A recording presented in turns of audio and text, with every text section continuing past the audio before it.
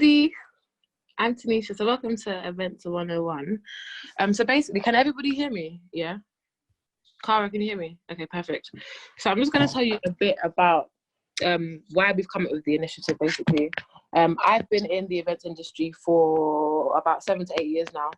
And the only other well-seasoned person that I know... Hi, Kels. Welcome. The only other well-seasoned person that I know is Ganiyat. That's the person below me. I'm Benedicta as well, but she does more kind of venue stuff. So I started doing event management. I don't know if you guys have heard of a band called The Composers. I've worked with them for years doing stage management. My biggest show with them was Brixton O2.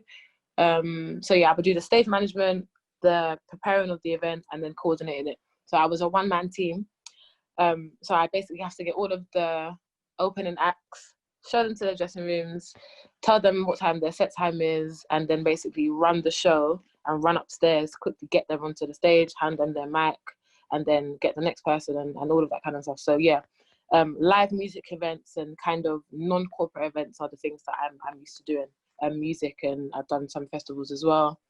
And yeah, again, music stuff, that's my kind of thing. So we're just gonna go around. Let's begin to, oh, someone's waiting. Let's begin to introduce the people that are on the panel. So we have Dami. Hi there, Dami. So if you can just let everybody know what exactly you do and what your social media platform is as well at the end of that, if you wouldn't mind. No, that's fine. So yeah, I've been in events for coming up to 6 years in August. So I'd say events formally, because when I was at university, I also did events. But I currently work for a research and advisory company based in the UK. So I'm the senior conference planner there, and that ranges from, there's different conferences that we do. The smallest is about 150 and the largest is 18,000. So oh, wow. Events, you know, they take place across the world. So Orlando, they take place in Dubai, UK, everywhere. Amazing destinations, amazing hotels. And aside from that, I also launched my own business agency, like events agency, and that's called Dash UK. And that stands for Delivering Above Standards Honestly. And a lot of people always ask why Dash, and that's why. It's just basically the values and the principles of the company. And there I kind of do all other events that kind of don't fall under corporate events, but I don't do personal social events. So anything like birthday parties, weddings, baby showers, gender reveals, as much as they're amazing to attend, I don't have the capacity to organise them at the moment. So yeah, that's what I do. My social media platforms are Miss Lola Ray XO, and I'll put that in the chat. And my company is Dash UK, and that's DASHE_UK. So I'll put them both in the chat, like during the whole thing as well. Yes. Hi everybody, my name is Ganiyat. I've been doing events for about 10 years. I started when I was in university. I started with kind of just helping and supporting a few people, and then I joined the ACS in my second year as treasurer, and then I became president in my third year, and that's kind of how I kind of got into the organising side of things. And when I left uni, I did a lot of volunteering. I worked on pageants for other people. I worked on concerts. I did a couple of corporate events, but I hadn't really gone into the corporate scene. By this point, it was just kind of more social concerts, festivals and things like that. I started working within corporate, didn't really enjoy it. I think it's kind of boring, but you know, each to their own. And then in 2014, I decided to kind of branch out and launch Miss Nigeria UK. At the time, it was actually Mr. and Miss Nigeria, so we did both male and female. Along the way, kind of the interest from the guys was kind of dying down, so we decided to rebrand to Miss Nigeria UK only. And the reason behind doing the event was two things. First thing was I was a bit, I want to say, lost. Didn't really know who I was, didn't really understand my identity. Born and bred in the UK, but I have a strong Nigerian heritage. And I was just like, okay, what does that mean?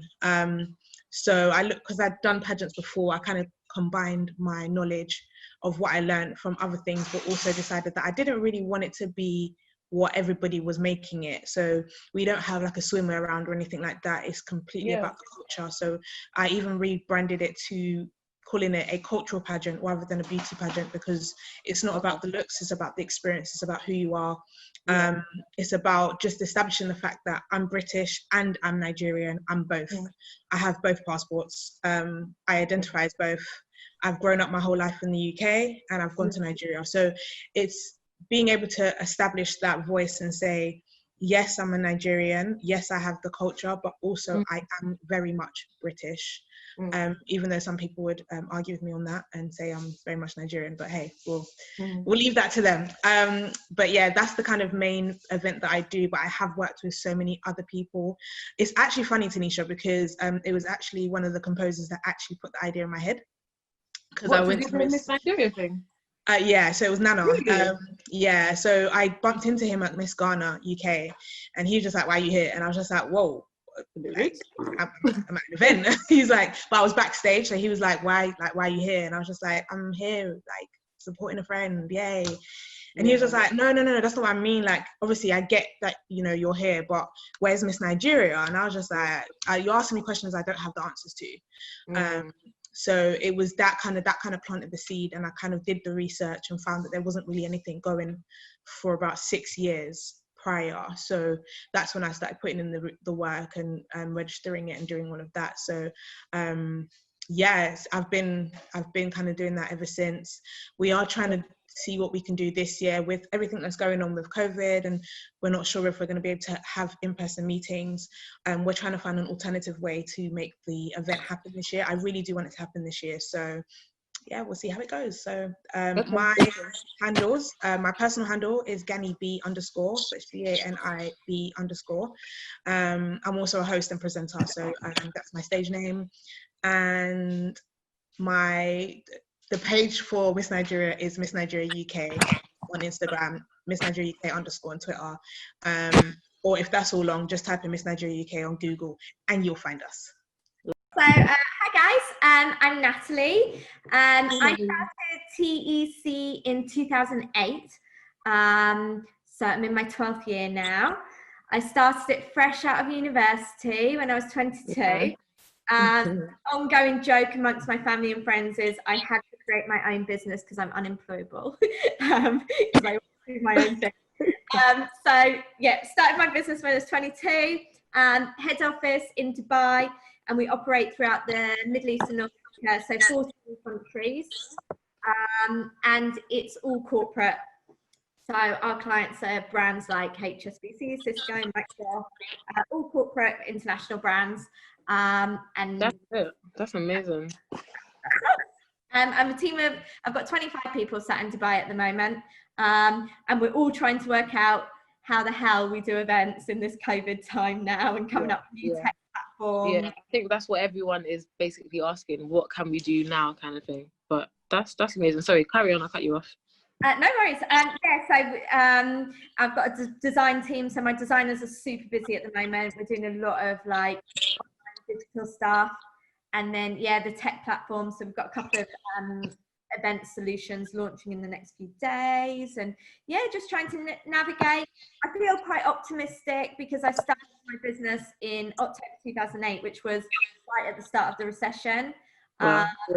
So I'm just like, oh, if I can build a success out of a recession, I should do it again. And we're going probably back into another recession. So let's see what the story is out of this recession.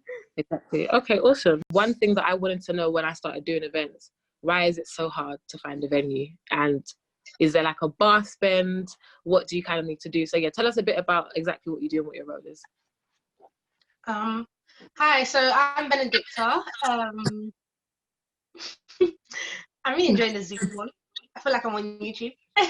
But what's it called again? I'm 24 years old, so I currently work at American Express Global Business Travel. Just want to emphasize that as a venue sourcing specialist. I'm also a third-year student of events management at the University of Hertfordshire. So I do both. What else do I know? My route into events per se was a bit different. So I started in hospitality. So I took that route, which was quite interesting because you kind of see the back end, the real back end of things. So you see everyone's real reactions. You see like Mm-hmm. you don't see all the smiles really. So for me, it was kind of understanding the front end, I would say, of events, and just kind of seeing what makes people come together and what builds those interactions. Going off to venues, I kind of fell into that really in the last year. Overall, like for a long time, I started doing events when I was 16, when I was back at school, in secondary school. So my first event per se was my friend's birthday, and that was really good. So I just like, oh, I'm sick at this, let's continue. So in terms of venues, I kind of fell into that in the last year or so. I've always had a love for interiors, and I don't know why, I just love buildings, like architecture. So that's kind of where my love for venues started. And then people would ask me, oh, could you look for a venue here? A charity would ask me, could you look for a venue for us? So I was doing that for like a year. And then I went for my job role, and I told them everything that I did, and then I kind of got the job. So in that, it's more corporate. So finding venues is quite hard, because venues always have their own requirements, and you have to be able to, I would say blag, and I use that word very loosely because events is a lot about blagging. But yeah, that's me. I will talk more about that. Okay, to get into events. To be honest, so I was kind of thinking about what I needed to do after uni. I didn't know that I wanted to go into events at all. It was actually a friend at uni who was like, Dami, you need to go into events. And I was like, events? I'm Nigerian, so it's not the most typical career path. Like, you know, my mum and dad weren't expecting me to be a doctor or a lawyer because it never interested me. However, you know, they were thinking, okay, she studied international relations and politics, she's going to be a politician or somewhere in that realm. Never happened. So my friend was like, you were ACS president and ACS promotions officer while at uni. Events is definitely like somewhere you should be. So I started a bit of research, and I didn't really know much about the industry. I didn't really know it was the industry, very narrow-minded when I was coming out of uni. So I used a lot of like websites. I used research to kind of find out. And a lot of the things that came up, the kind of transferable skills and soft skills rather than technical, which you'll find that events is a lot of. I don't necessarily feel like events is a very technical industry. I feel like it is very much on soft skills and personalities as well as capabilities in a sense.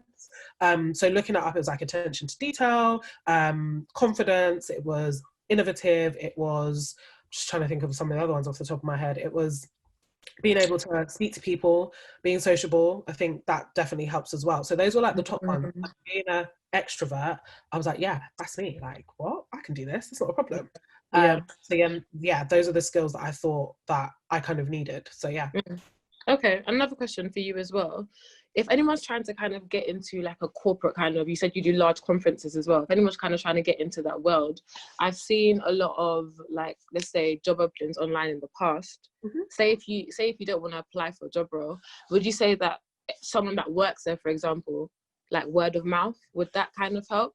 If you was like referred by a friend?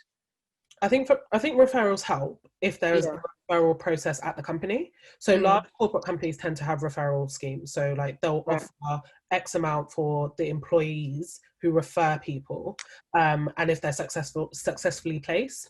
But it doesn't necessarily always. I don't personally think that knowing someone or getting your foot in like that necessarily works in events. I really do think it's about the person. I'm not saying personality, not saying you can't try, connect with people on LinkedIn, form that relationship, form that bond, but don't use it as like, that's my way in, like that's the only way I'm going to get a job in events, because it's not necessarily the case. I feel like someone being able to speak to your capabilities and your skills is definitely a plus, because if they're part of the hiring team or they have influence on the hiring team, it definitely helps. But if they don't, and they're kind of a junior member of the team, knowing them won't really help you in a way, because that person won't really have a say on what, you know, who gets hired, when they get hired, how many stages they go through and things like that. So it's just to do your due diligence on it and just make sure the person you are trying to connect with has some sort of influence or can connect you with someone who does. I would say, well, everything that's just been said, I agree with. In addition, I would say it's not really skilled. I would say the passion side of it. Some of the most successful people I've hired from kind of sort of beginning of their careers, like early 20s, the most successful ones have been the ones who have been super passionate about the industry. really excited, really wanted to get involved, wanted to know everything. Like they've really had a big drive for it. So I would say passion and like the excitement for the industry, because I have hired interns in the past who are very much turned up in the office like it's a job. And then I've hired other interns who have come in full of energy, so much excitement. They want to get involved in absolutely everything. They want to know everything. They want to see everything. They want to experience everything. And they're the ones who have like excelled in their careers. And for me as an employer, one thing that I kind of take a lot of pride in is when my staff join me. I don't want my staff to be with me forever, right? I want them to join my company, be with me for a couple of years, and then they fell on to the next thing. One of my event managers has just gone off to be an international event manager for Netflix. One's gone off to HSBC. Like, I love it when I can bring people into my business, mentor them, grow them. Yeah, I love that. And I think that's my responsibility. I don't want somebody to join my business, be stuck with me for the next 5 to 10 years. In the hospitality industry, the pay isn't the best. So if you're not getting the pay you feel like you deserve and you don't have the passion, you will fall short real quick. But the two things for me that really have kind of pushed me is, one, I love people, and I've met so many different kinds of people along the way that it's made me a better person for it. So establishing relationships, I think, is the most important, one of the most important things you can do. And I think Dami mentioned it as well. Like, you have to be able to, you don't even have to be able to know how to do it, but you have to be willing to. Talking to people, just establishing those relationships and building them. Relationship building. Relationship building is so key within the events industry, because again, your next client could be the person that you saw at your last event. Like, I do weddings as well, and 2 of my weddings that I did last year were strictly from referrals, because of the way I handled the wedding I did the year before. So it's very important about the relationship. And the other thing is having thick skin. Oh my Lord, if you cannot, if you cannot take somebody, you can't take abuse. If you can't take abuse, if you can't take people telling you, don't you know who I am? If you can't like have people in your, and the thing is, you have to do it with so much tact. And you have to smile. You have to say, you have to be so positive. It's like when somebody, as well. Poker face, 100%. You have to be so positive when somebody is literally ripping into you, and you're just like, oh, thank you very much, sir. Yes, sir. Yes, I will do exactly that for you. It's the most. I want to say, what's the word I want to use? Humbling. Humbling is a word. It's not the word I was thinking of, but it is a word for it. But it does kind of teach you how to deal with so many different situations, and just being able to think on your feet. The part I love the most, and most people say to me, oh, I don't know how you do events. The bit I love the most is the running around and like things going wrong. It's weird. I love when, I love it. That's when I'm my best. That's when I'm at my best. When things are going wrong and I have to think of something new, I have to just be very creative and innovative, because with events, anything can happen. The venue can not have the thing, something that you really need to get the event started. The sound might not work. Your main speaker might not turn up. Like, there's so many different things that can and potentially will go wrong. And that is me. For me, that is where I shine the most. Like, I'm just on it. I'm just like, okay, how can we resolve this? What can we do? What's the next move? So you have to be really fast paced. You have to be really on it. Again, echoing what Natalie said, you have to have the passion for it. Like, even though I've been doing it for 10 years, I kind of was just doing it because I loved it. I never got paid for the first 5 years of working in events. I never asked for pay, because it was something I was always working, but it was something I always loved to do. And it was only like after a while, and I was like, no, I can actually make money from this, so I'm going to do that as well.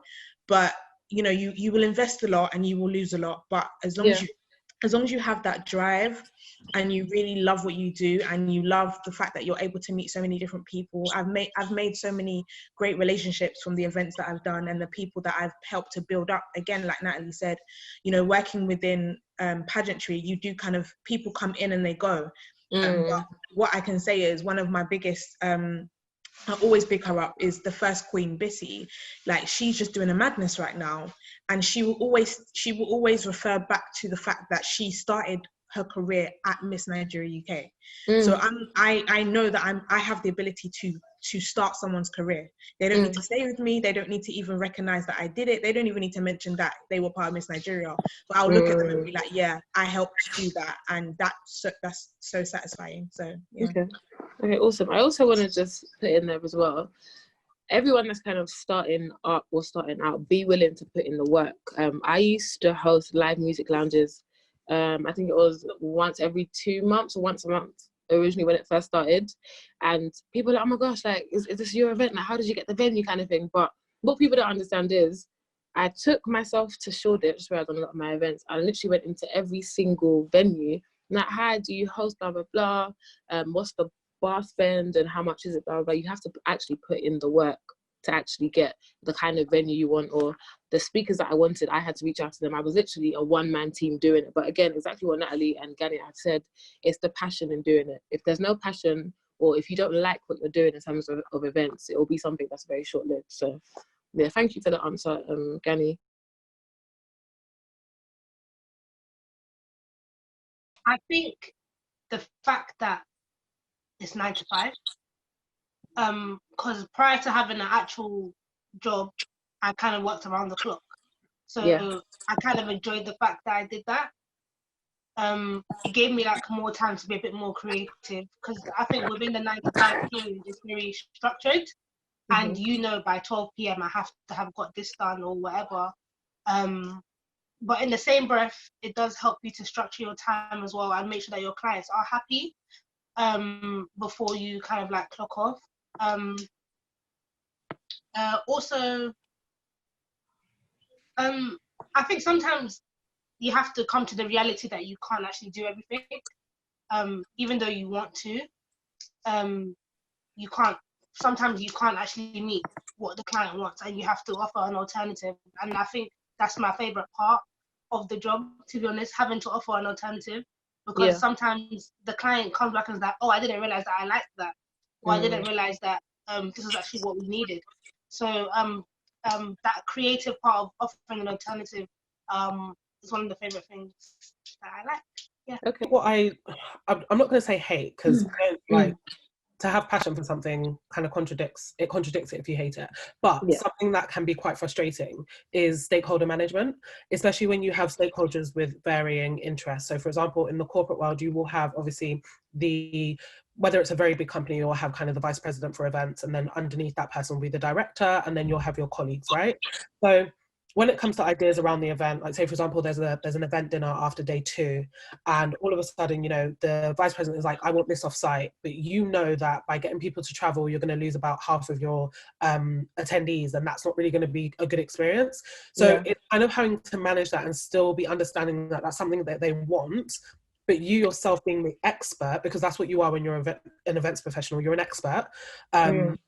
And you build up your expertise as the years go on, but you are an expert, and that's why you've gotten the job that you've gotten. It's explaining to them that may not work, and this is actually a better alternative. So it's kind of a flip on what Benedicta said, in the sense of, I do enjoy the stakeholder management, finding solutions. However, it's sometimes having to push back and be a bit more assertive, and knowing that they may look at you like, but you're just the events professional, and like, you know, but you're not vice president. It can be a bit demoralizing, and you get a bit frustrated because you're like, I actually know what I'm talking about, thank you very much. But it's that thing. It's like constantly having to prove yourself sometimes in the events industry can be a bit frustrating. But having said that, what I enjoy about the events industry is the variety it offers. I've had the opportunity to do events in Doha, Singapore, Dubai, Athens. Like, I've traveled, and it's one of the things I'm most grateful for with my job. And I love it. And when you experience events in a different country as well, you get so educated in cultural sensitivities, and you educate yourself so much more.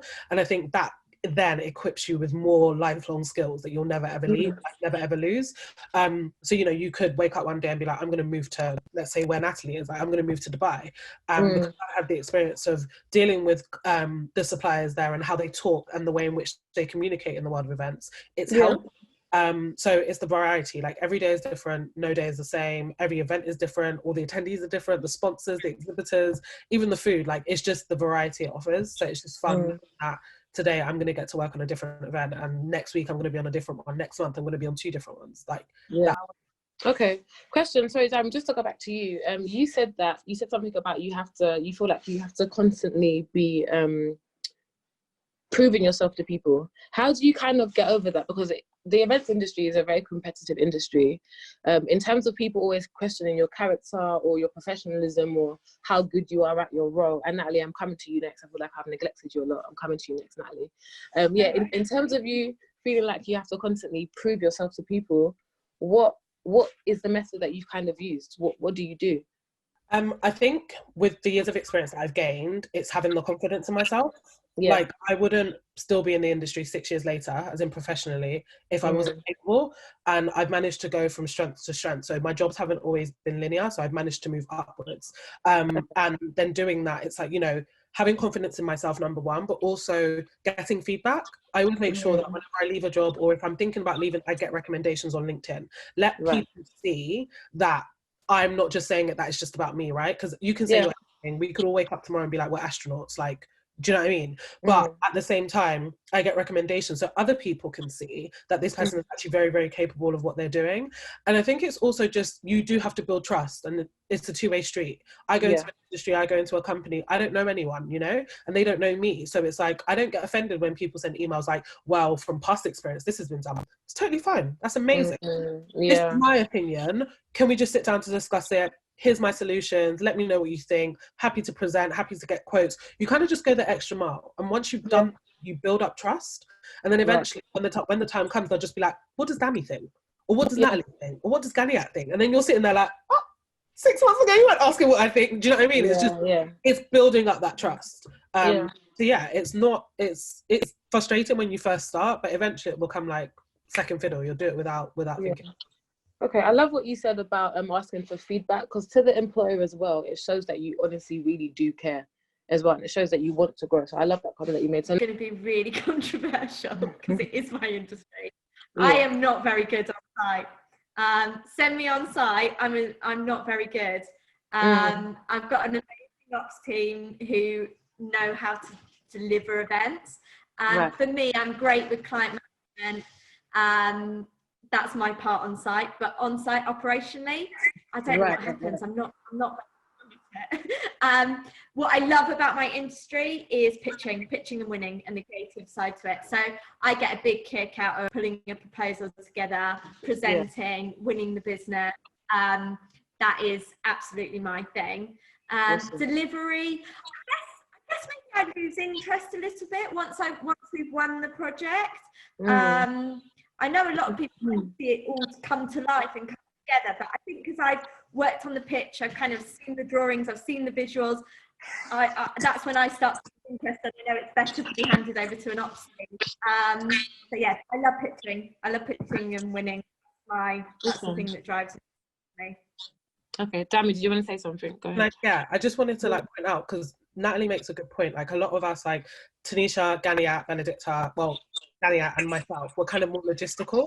And obviously Benedicta, you're on the supplier sourcing side, and then Natalie's more on the business side of events. And I think it's really important, like everyone in this chat, to do your research on the industry and don't just think it's all about operations, because it's not. Like, there is a whole production that goes into it, and your part is definitely there. Like, there's conference production, there's production of events, there's marketing, there's experiences, there's experiential, there's speaker management. Like, there's so many different sides to it. So don't just think that, oh, you guys are talking about skills that I'm not really interested, or planning events and being on site. Like Natalie said, she hates it. Doesn't mean she's not a good events professional. Like, she totally is.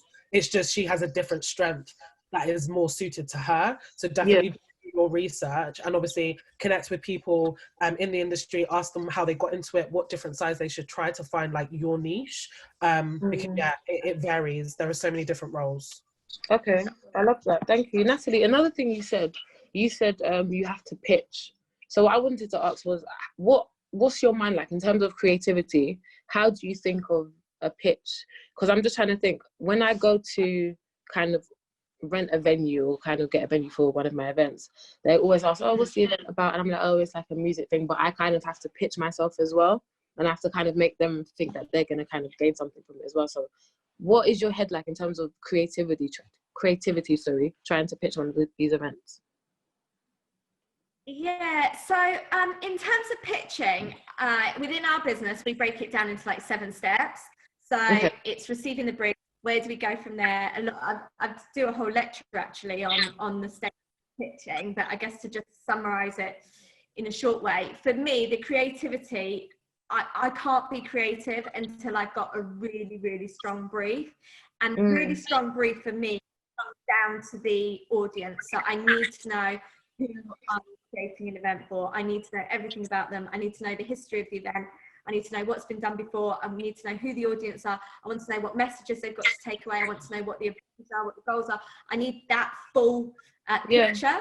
Sometimes clients are not amazing at giving. You really have to like. Sometimes they don't want to. It's the same with marketing as well. They might not tell you everything, but you kind of have to kind of think of something for the brand as well. So yeah, I completely get what you mean. So once I've got that full detailed brief, then I can start doing elements of it when I really understand what our objectives are, what the goal is, what, you know, then we can go into the creative side. And the creative side for me is about coming up with live ways to communicate their messages, communicate the client's message. It's not rocket science, but you do need to do, it's a busy marketplace, right? And especially when you've got delegates and you're competing against other events. Perhaps they've been invited to my HSBC event, but they've also been invited to an event by Barclays. Like, you know, we're still competing, even though we're not selling tickets, but we're still competing for people's time and attention, especially with the press as well. We might be doing a press launch or a product launch. So yeah, so it's all just about coming up with interesting ways to communicate live. Okay, awesome. I love that. It's not rocket science. Yeah. Okay, thank you, Natalie. Okay, so what keeps you motivated to continue to want to do that? Good question. I'd have to say my faith. It may sound a bit cliche, but when I launched Miss Nigeria, I was actually getting ready to kind of drop everything. In 2013, I had a lot going on, and I was part of really good and big events, and I just dropped everything, and I was just like depressed and just sad. And then I was just like, and then obviously bumped into Nana, got the idea and all of that good stuff. And I think I remember that day, or I remember that period in my life every time I run the event. So every year, one of the girls that I work with, she's been there from the beginning. I always say to her, I'm not doing this again. I'm not doing it next year. Someone else can do it. I say it every single year because it's a lot, because we plan from beginning to end. So I say every single time, I'm like, I'm not doing this again. This is stressful. People just don't understand. Like, they don't understand how much effort and time and money goes into this. And every year she's like, you say this every year. And I'm like, yeah, this year I mean it. And then I get feedback from how much I've changed somebody's life. And I'm like, oh, well, okay, fine. Let's go again next year. So I think it has a lot to do with the changes that I've been able to make in people's lives. Because I remember that time in my life when things were so dark, and this is out of it. And you know, being on site, being on at an event, and like, I get what Natalie's saying, because I hate admin. Event admin, I hate it with a passion, but I love it, but I hate it. Just because it's just not my forte. And you know, sometimes you'll do something and someone will be like, oh, but you missed this. And you then get frustrated, because with admin, that's where all the planning and the length of everything goes into it. But like I said, I'm very much on the go.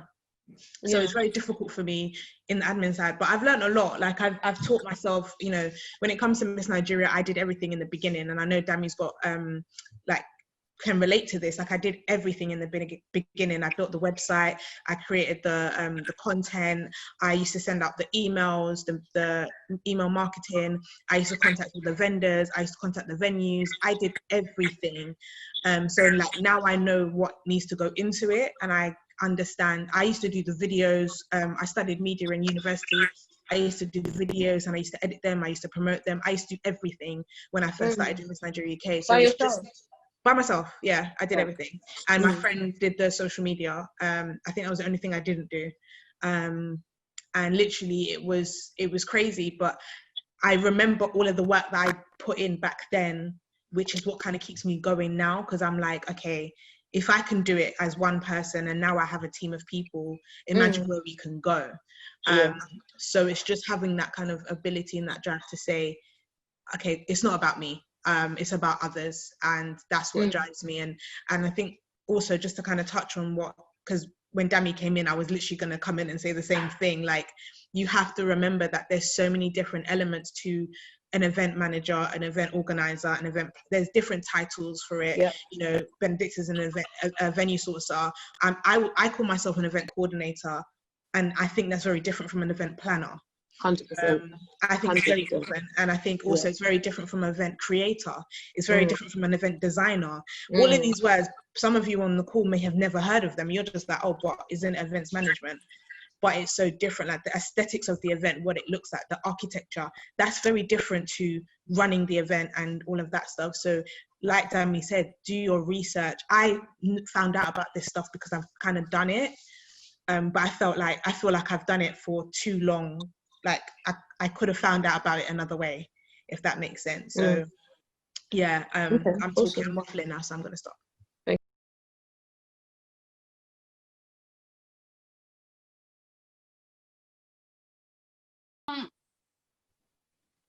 At first, I thought, yeah, I love events. Like, this is my thing. And I over time, I think up until about until I was about 21, I started to realize that the running up and down, the shouting, and the everything else just wasn't for me. And I would slowly just find myself, you know, getting frustrated. But one thing that I find it really therapeutic. So even at like midnight, I could just be on my phone looking at venues, and I would be sending it to clients and things like that, and they'll be like, oh, I didn't know that this venue even existed. So I would say the things that you find that come to you easy are sometimes where you should be, and you shouldn't like kind of see it as, oh yeah, I'm good at that. Because I was like, oh, I didn't even know venue source was a part of events. Per se, I just thought it was part of being an events manager. So obviously I started events before I actually went to go study it. Prior to that, I've studied nursing, I've studied finance, I've studied psychology, I've done a lot of education. So the coming to uni just kind of like honed everything in for me. And because I loved venues, as I said before, I love venues. I like going to site visits, I like going to fam trips. I like the whole experience of being at a venue from the time you walk into the door and you just see some venues better than others, what they've done with the place to make it very like seamless. So coming into that, for me, I just kind of fell into it. And I wouldn't really say if you're not good at research, that's actually I love researching. Yeah. If you're not good at research and you don't like, you know, spending time on one thing, I would just say don't do the venue part, but you know, just avoid it. And then going on to the kind of what would I say, pricing side, and like speaking to the actual hotels and venues, I would say, like, when it comes to that, you have to be sure of yourself, because if you go to them in and ahhing, they're already shut off from the moment you said your first they don't care anymore. So you have to be certain about what you're saying, who your client is, and those kind of things. Because the venue people, they're already trained. They're gonna ask you 101 questions. What's your event about? Who's the client? How long has the company been running? Some venues ask you those questions, and some venues do get in depth, and you're thinking, is this even necessary? Why is it your business? But you know, it's important that you are sure of what you're going there to ask them about, and also be good at negotiating and be good at building relationships. The events industry is based on relationships, and if you can even send a gift to a venue that you worked with once, that one thing could save you for life. Because even if the person that's your contact there leaves, the rest of the team still know you. The rest of the team still know that, oh, that's that girl that sent XYZ, yeah, we should still help her. So I think everything in events is about relationships, but then also work on yourself. Yeah. Mm. That's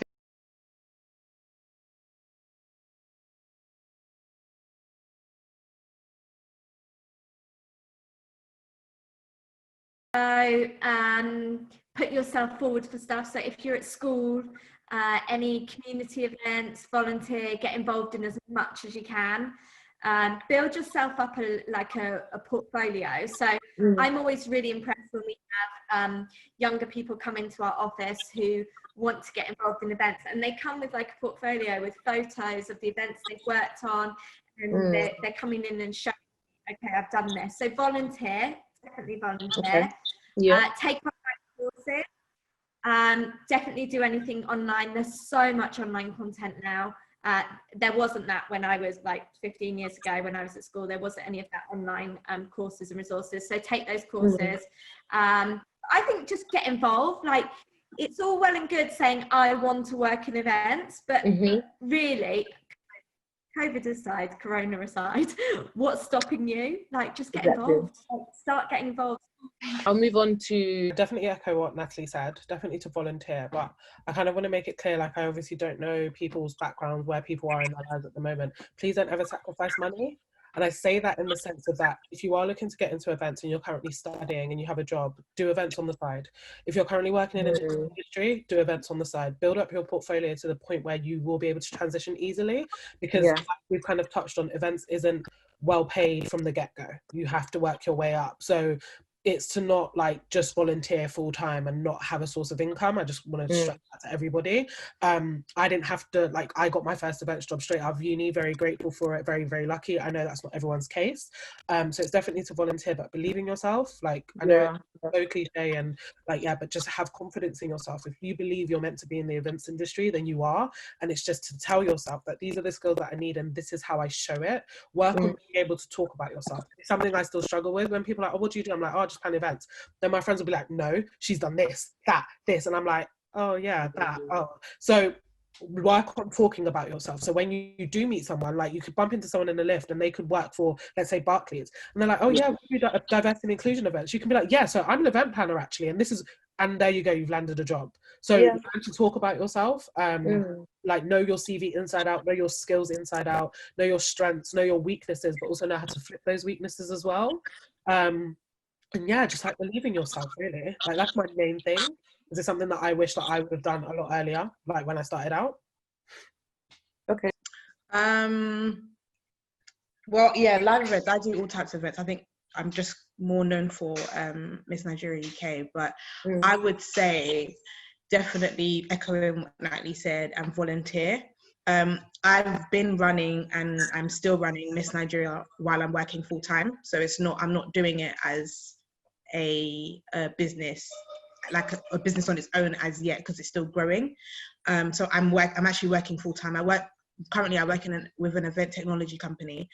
So I'm still within the events industry, but I just work on the technology side, which is amazing because I just didn't know that all of this stuff existed. So it's given me a kind of different skill.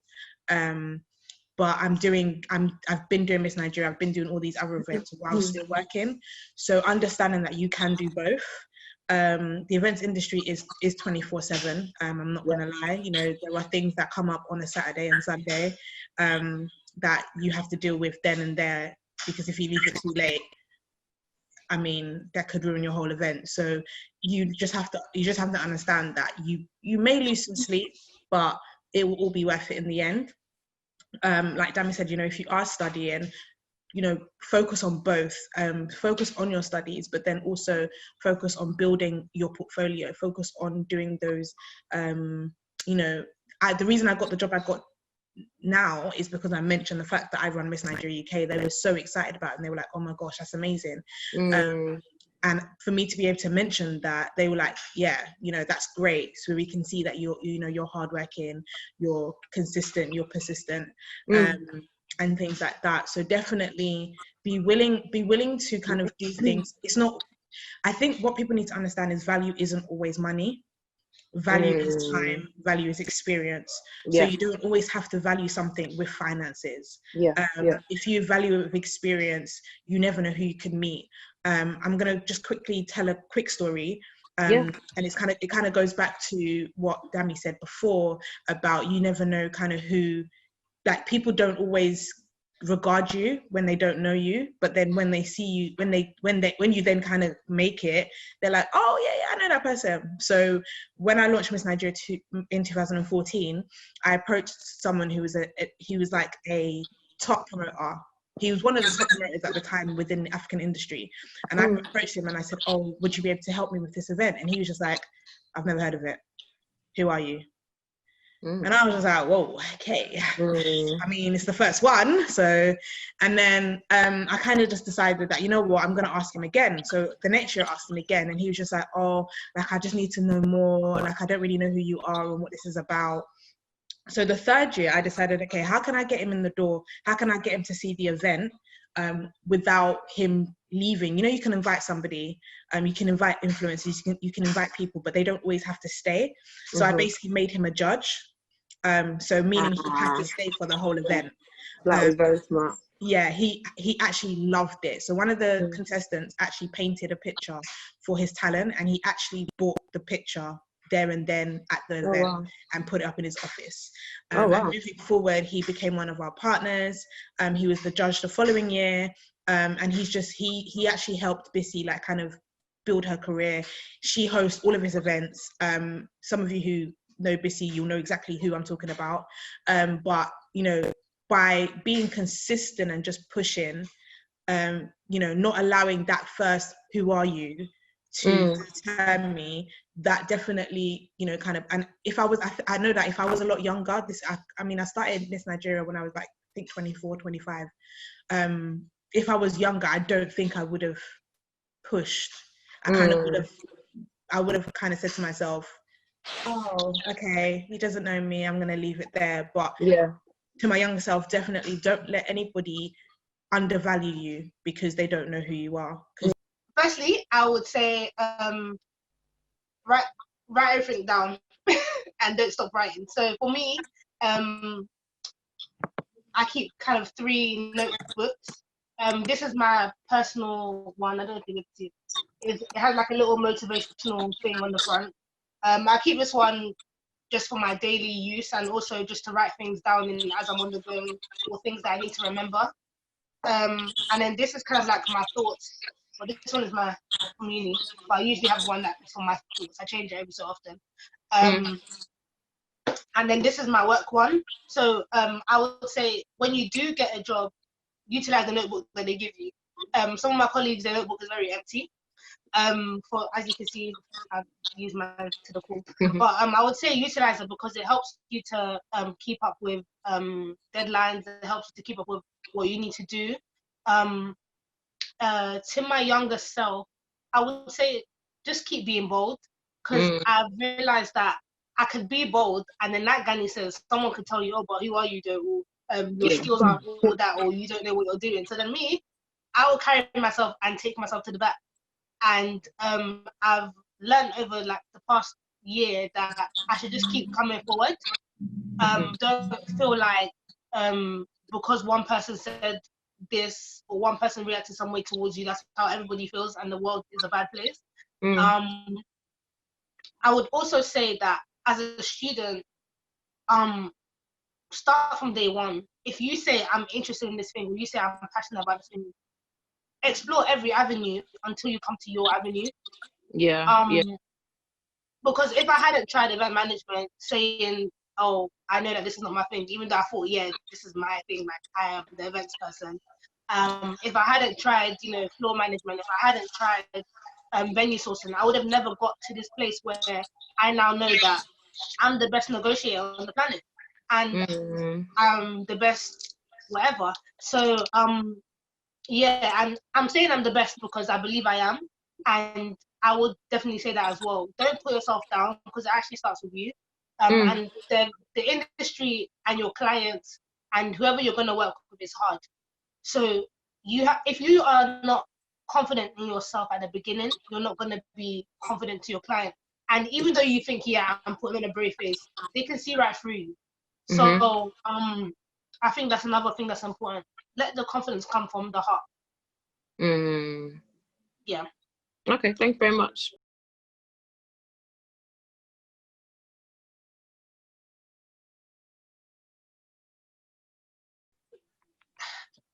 Don't look in the cliche places, because obviously as a student I've had access to see the kind of grad schemes that they offer, and sometimes don't always go for the grad scheme.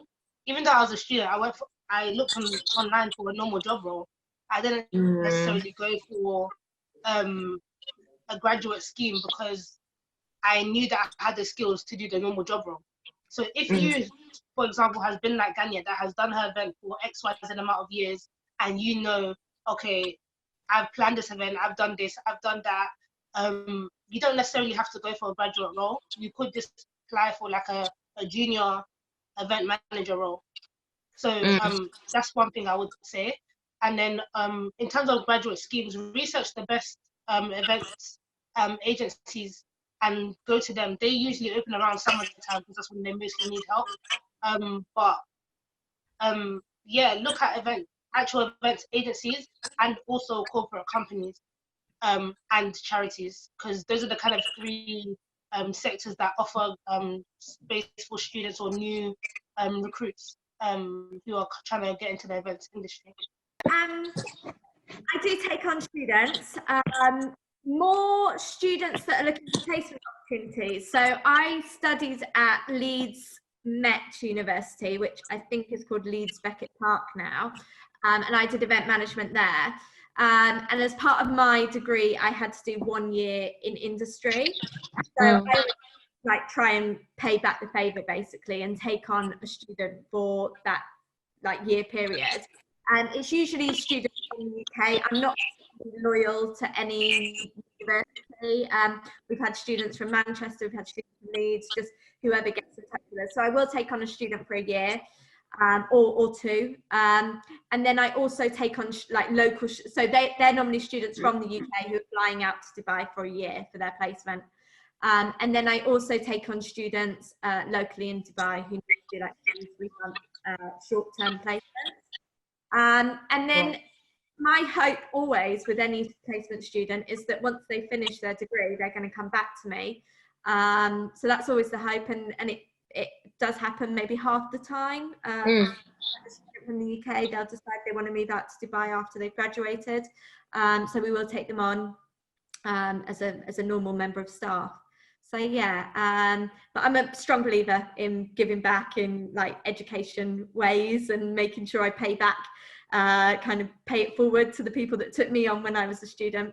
Yeah, I wouldn't say there are graduate schemes and events. It's not very common. However, there are mentoring schemes as well as there's qualifications as well. I think Natalie alluded to it earlier about online courses. So personal to me, I went through the Event Academy because like I mentioned, I studied politics and international relations. So obviously no events experience. I didn't study it like a lot of people will have in the industry. Yeah. So I did a diploma in events management and marketing, and that's run by the Event Academy. And then there's also 2 good mentoring schemes that I'll mention, which is Fast Forward 15 and Elevate Mentoring. So those 2 schemes, essentially, they will pair you up with a mentor. Loads of these people are in industry. They've been in industry for years and years and years. And essentially, it's just to help you build up your confidence, help you to build up your connections. And, you know, you never know what comes out of it. But the Event Academy, if you are, obviously I'm speaking from a place of privilege, because obviously it costs money. You have a graduate scheme, which is the equivalent to a master's degree, and then they have the diploma, which is equivalent to an undergraduate degree. And obviously you can pay in installments, but you also, you know, you can pay it outright if you can. So yeah, so the Event Academy is definitely one that I would recommend if you can. But then there are event agencies such as Aspire, there's what are they called, Royal Appointments, there is, I've forgotten their name, it's just like totally gone from me. I'll find it and put it in the chat. But yeah, Reagan and Dean, there we go. Yeah, so those are like 3 big event recruiters as well. If you're looking to get into events industry and find jobs. LinkedIn, guys, use LinkedIn. Yeah, LinkedIn is amazing. Like LinkedIn is the best thing ever. That's how I found every single one of my jobs today. Yeah. Okay, awesome. Thank you so much, Dami. You mentioned mentorship as well. I just wanted to put it out there. I mentor anybody that's kind of up and coming in the events industry. I've done weddings, I've done corporate, I've done live music shows as well. So if any of the panelists are open to like free mentorship, just put your hand up like this, just so that people can see. So you can DM any one of us. Benedicta's frozen, but her hand is up. Okay, she's back. So you can DM any one of us. Again, if you're looking to get into more events and you just want some free advice, we're not, of course, going to charge. So the next question, this is for you, Benny. It's from Charlotte. It says, much like Benedicta, I enjoy working around the clock. So when I was on placement, it was frustrating clocking off at 6 p.m. as I wanted to keep going, but I was warned by so many colleagues not to burn yourself out. Have any of you experienced that? If so, how did you get around it? Is it as simple as taking time for yourself and ensuring you do clock off? I want Gani, I think you should answer that question as well as Benedicta. My answer to that question would be yes, I have experienced burnout, and burnout is very bad. Yeah. And I think obviously I have a child now, so what I would say is what that has actually taught me is understanding when you can't go any further. So obviously, I'll use the analogy of being pregnant. So when you are pregnant, you do want to do what you want to do. You know, you want to go to the shop, you want to party, you want to do whatever, you want to meet friends.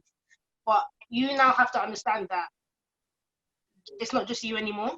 So you have to take that time and say, actually, I can't do that today, guys, or whatever. And I think just being open with yourself and others.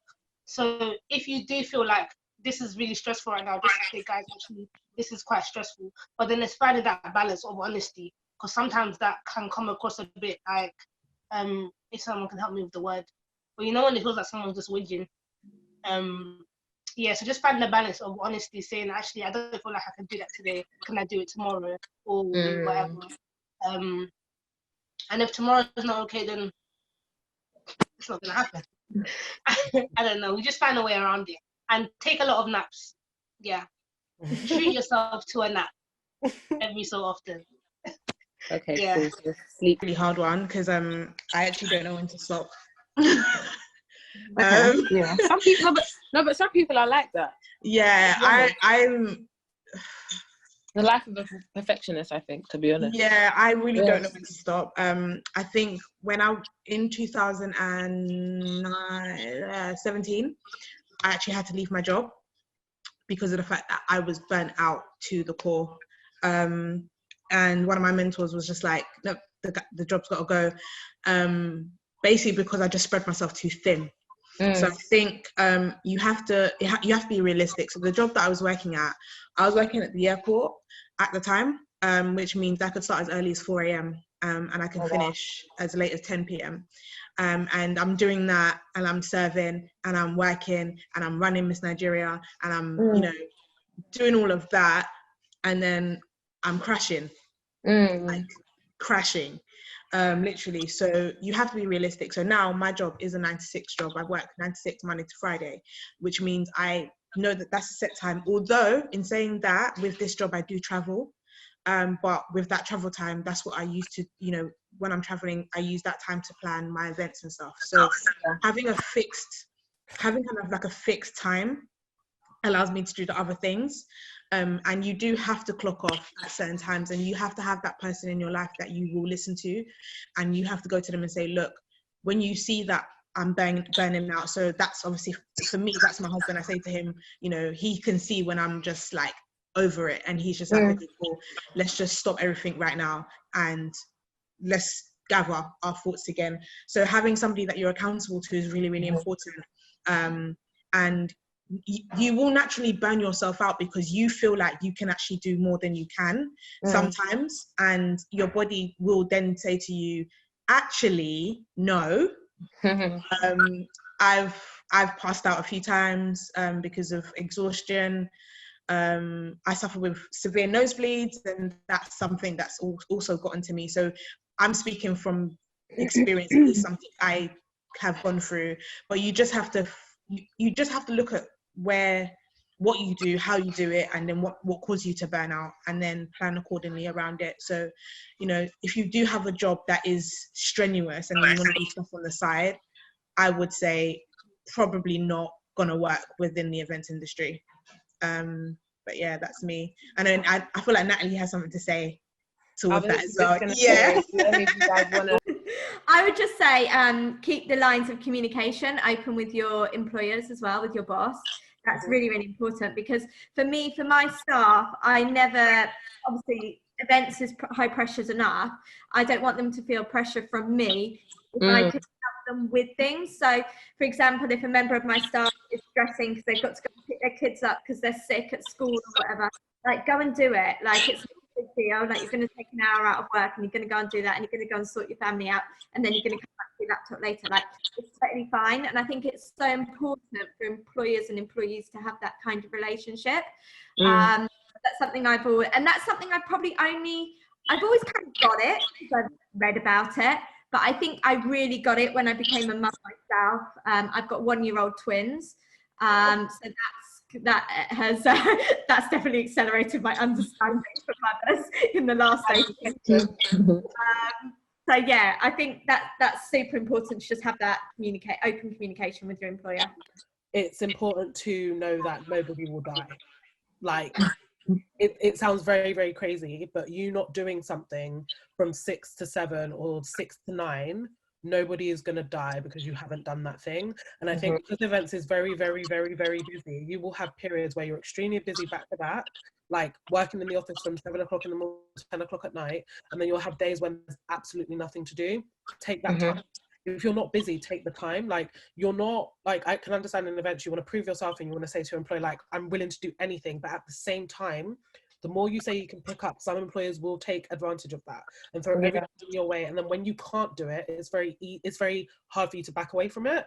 I've had points where I've been off work for weeks and weeks because of viruses. I've constantly ill, like colds and sinusitis infections. My body aches. Like, it's not nice to burn yourself out. And especially, like, it's also having respect for yourself. Like, yes, you're good at your job, but are you good at your job when you're only running at 50%? No. You need to be at 100% in any job. In any job, you always need to be at 100%. So please, for the sake of an employer, do not, under any circumstance, run yourself into the ground. Do your job well. Do it within the time frame that you're meant to do it in. And then if you need to work a couple extra hours, you know, every 2 to 3 weeks, then fine, but not every single day. I did it in like my first job my first job when I got into events, and it's not something I regret, but I could have definitely did it differently. Okay, thank you for that, Dami. I want to also add as well, delegate tasks, and Gani, you'll know about my delegation skills. Delegate tasks, hand things over to different people. If you need help, say, hi, I need a bit of help, ask someone to help you with something, a family member or a friend or someone else in your team as well. Delegating tasks is very, very important. It's something that I had to learn the hard way. Okay, cool. So the next question is, we've got quite a few questions actually, from Risa. How did you all get your first events? It's really hard for me not to answer these questions, you know. How did you all get your first events, and what would you recommend someone starting out today should do? So who would like to go first in answering the question? I can go next. And I'd done a few I supported a few weddings prior, and I had feedback from those weddings. So the bride had sent text messages saying, "Oh, I loved what you did and all of that good stuff." So I had a friend. I say friend, but we went to the same college, and I knew her brother. So we weren't friends like that, but she put up, "I'm getting married." So I DM'd her and I said, "Oh, are you looking for a coordinator? Because I can support." And then she was like, "Yeah." And then at first I wasn't going to charge. I was going to just offer it so that I could get that on my portfolio. And then she said, "Oh, I'm willing to pay." And I was just like, "Oh, okay. So I started asking around, what do people charge? And I didn't charge too much because obviously it was my first wedding, but I knew I could do it because I'd done about 3 before. So I had that confidence in myself to know I can do it. So I charged like kind of enough to get me to the venue, enough to kind of pay me for my services for that day, and enough to have other people there to help me as well.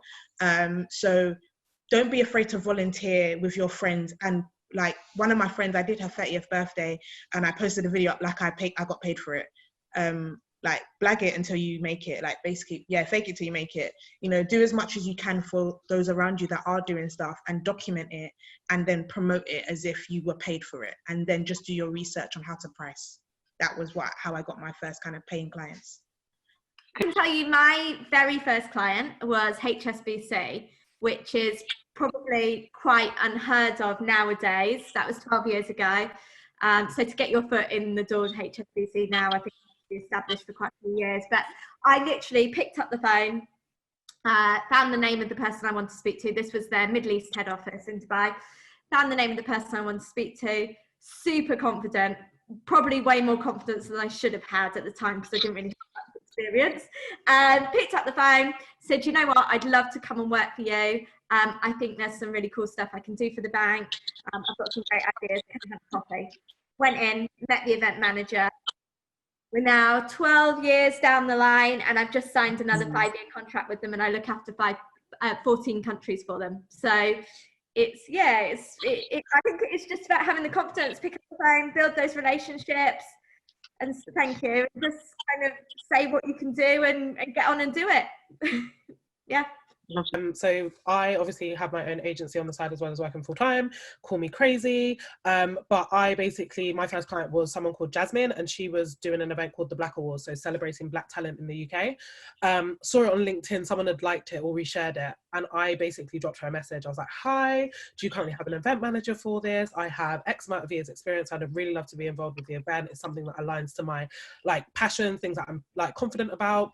So she was like, yeah, let's have a chat. I was like, I'd love to meet. And I think sometimes although pitching yourself over the phone is great, try and get a physical meeting, for them to see you, get your personality, vibe with you, because at the end of the day, they need to like you. So we met up at the Ned, and I just let her talk. I was like, what's your vision for the event? What do you want from the event? How do you want people to feel? And when she did all of that, I then pitched. I was like, look, this is what you could do. These are the ideas that I can bring. I will manage this, that, this, and the other. And she was like, oh, how much will it cost me? And I was like, I'm going to go away and just price everything up properly. Never give a price straight away. I always feel like some people do that. And then all of a sudden you find yourself working, way too many hours, and you're like, I'm not getting paid enough for this. So I went away, and then I quickly priced it up, got back to her within 48 hours. I think it's always best to have a good timeline on it. And then pitched and was just like, look forward to hearing from you. Followed up in 2 days if I hadn't heard anything. And then after that, she was like, no, I want to work with you. So I think it's definitely echoing what Natalie said, echoing what Ganiyat has said, is definitely putting yourself out there, finding the people you want to work with, and just asking the question. I'm going to be graduating soon, but I'm 24 years old.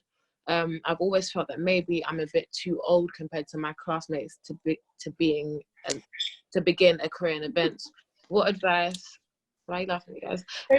She's not old at all. You're a baby. At all. I understand where she's coming from. That's how I feel sometimes. All my classmates are 20. No. Okay.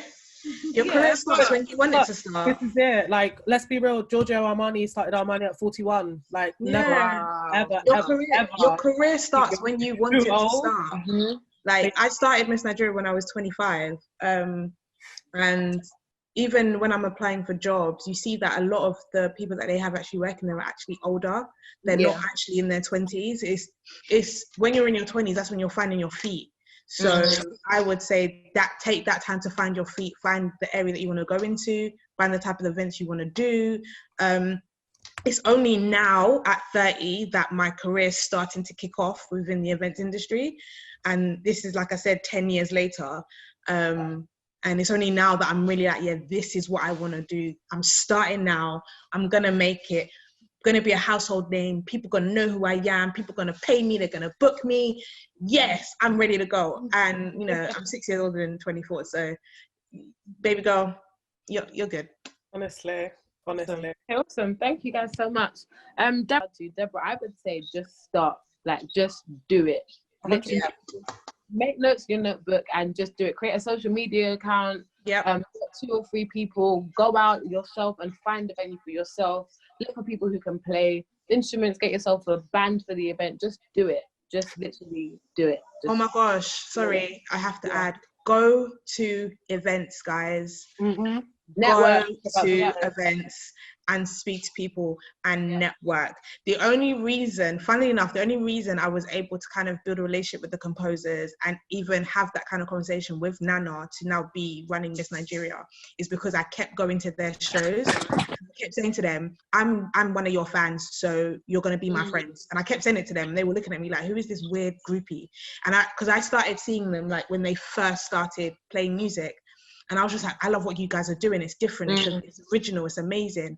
And they were like, who are you? Like, why are you always at our shows? And I'm like, listen, we're going to be friends whether you like it or not. So go to events, meet people. If you like something that someone's doing, speak to them about it. Not everybody is always as forthcoming, but at least try. But please go to events. Invest the money, go to free ones, but also go to that pay to go to events as well.